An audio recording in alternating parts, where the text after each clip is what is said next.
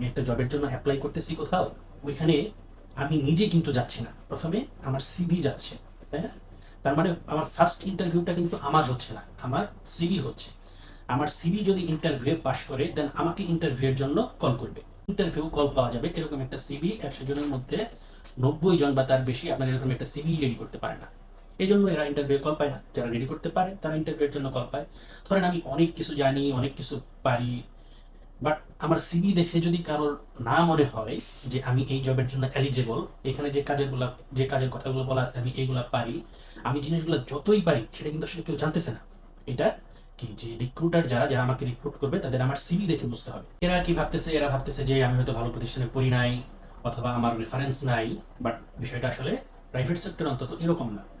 2 number যেটা হচ্ছে যে এই যে 10 জন ইন্টারভিউ ডাকছে, এই 10 জনের সবাইকে আসলে জব পাবে না। 10 জনের মধ্যে আপনার জব পাবে কয়জন? একজন বা দুইজন। কখনো কখনো দেখা যাবে যে এই 10 জনের একজনও জব পায় নাই, আবার সার্কুলার দেওয়া লাগছে, আবার ইন্টারভিউ নিতে হয়েছে। হ্যাঁ, এরকমও হয়। কেন এই 10 জনের মধ্যে 1-2 জন জব পাবে বা একজনও জব পাবে না? সেটা হচ্ছে যে ইন্টারভিউ প্রিপারেশন।